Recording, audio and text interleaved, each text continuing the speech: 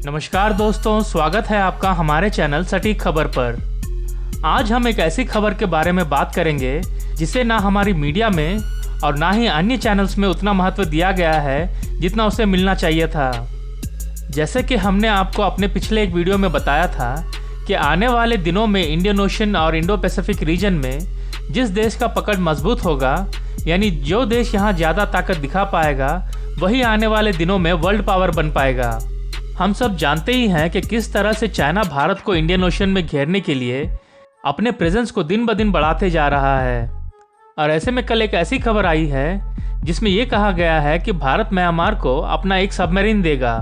China के पास आज की तारीख में 75 के करीब सबमरीन्स हैं और वहीं इंडिया के पास 17 सबमरीन्स हैं।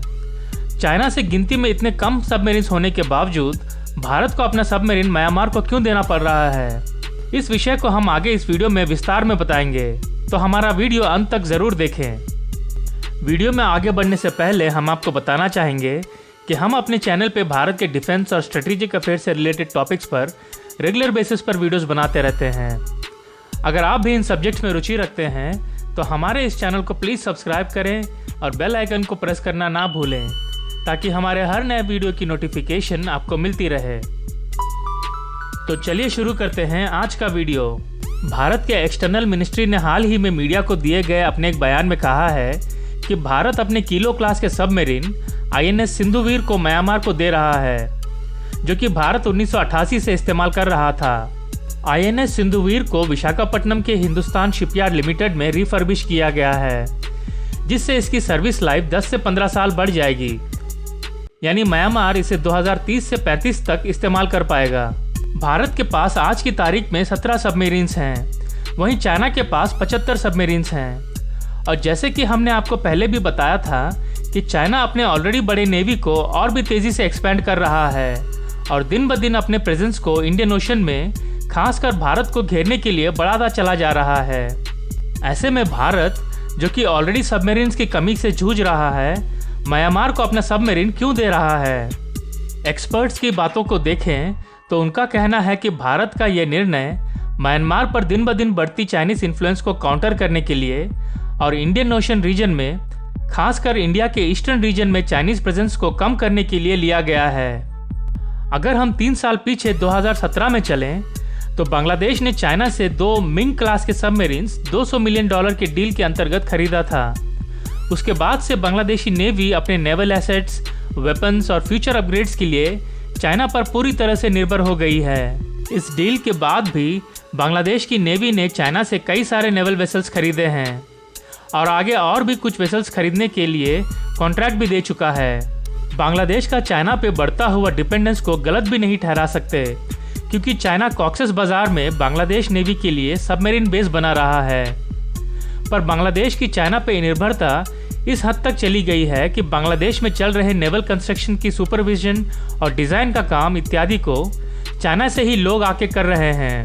अगर हम इसको आसान भाषा में समझाएं तो बांग्लादेश नेवी की चाइना पर ज़रूरत से ज़्यादा बढ़ती हुई निर्भरता चाइना को भारत के ईस्टर्न कोस्ट के काफ़ी करीब आने का मौका दे देती है, जहाँ पे भारत के बहुत ही क्रिटिकल नेवल एसेट्स मौजूद हैं। यहाँ हम आपको बता दें कि भारत के ईस्टर्न कोस्ट विशाखापट्टनम में भारत का एक नया न्यूक्लियर सबमरीन प्रोजेक्ट INS वर्षा पे भी काम चल रहा है। बांग्लादेश की इस कॉक्सेस बाजार में सबमरीन बेस बनाने के बाद यहाँ पे चाइनीज वॉरशिप्स और सबमरीन्स को आने वाले दिनों में रिफ्यूलिंग और रिप्लेनिशमेंट के लिए डॉक भी किया जा सकता है, जो कि हमारे ईस्टर्न कोस्ट के काफ़ी करीब है। अगर भारत आज की तारीख में म्यांमार के नेवल रिक्वायरमेंट को नहीं स्वीकार करता तो म्यांमार भी बांग्लादेश की तरह चाइना की गोदी में जा गिरता, और चाइना ऐसा कोई भी मौका नहीं छोड़ना चाहेगा जिससे वो भारत की सीमा के करीब आ सके। चाइना इंडियन ओशन रीजन में अपनी पकड़ बढ़ाने के लिए और भारत अपनी पकड़ को और मजबूत करने के लिए लगातार तरीके से म्यांमार को इन्फ्लुएंस करते रहते हैं। भारत और चाइना दोनों ही म्यांमार में 2 अलग अलग पोर्ट्स बनाने की प्रोजेक्ट्स पर काम कर रहे हैं। भारत का म्यांमार को ये पहली सैन्य मदद नहीं है। इससे पहले भी भारत म्यांमार पर चाइना के प्रभाव को काउंटर करने के लिए सैन्य मदद करता रहा है, जिसमें 2017 में लाइट वेट टॉर्पीडोज को सप्लाई करना भी शामिल है। इतना ही नहीं, इस महीने की शुरुआत में Indian army chief MM Naravane और भारत के फॉरेन सेक्रेटरी हर्ष श्रृंगला म्यांमार के दौरे पर गए थे और तब भी वे म्यांमार को ज़रूरी सैन्य मदद मुहैया कराने की बात कर चुके हैं, जिसमें आर्टिलरी गन्स, T-72 टैंक्स के एम्यूनिशंस, सोनार्स और टॉर्पीडोज की सप्लाई भी शामिल हैं। म्यांमार पे चाइना के प्रभाव को रोकना न सिर्फ बंगाल की खाड़ी और इंडियन ओशन रीजन के लिहाज से ज़रूरी है, बल्कि भारत के नॉर्थ ईस्टर्न रीजन के लिहाज से भी ज़रूरी है। चाइना म्यांमार के जरिए भारत के नॉर्थ ईस्टर्न रीजन में अलगाववाद या टेररिज्म को बढ़ावा दे सकता है।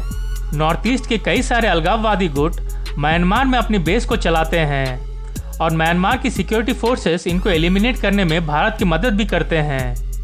आगे देखना होगा कि भारत चाइना से लगातार चारों ओर से बढ़ती हुई इन मुश्किलों का कैसे सामना करता है।